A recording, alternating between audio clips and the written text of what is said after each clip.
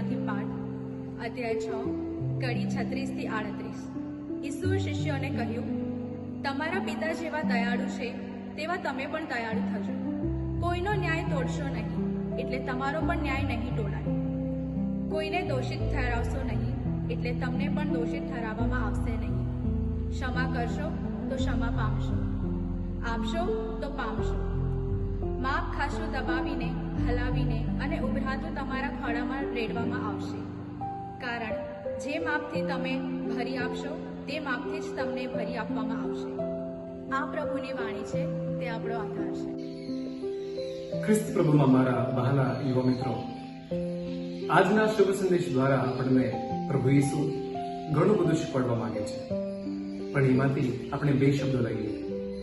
એક છે ન્યાય તોડવું અને બીજું છે ક્ષમા આપવી। આપણે પોતાની જાતને પૂછીએ, આપણા રોજબરોજના જીવનમાં આપણે કેટલા લોકોને આપણે ન્યાય તોડતા હોઈએ છીએ। બીજું છે ક્ષમા આપવી। આપણે તપૃતમાં પ્રવેશ્યા છીએ।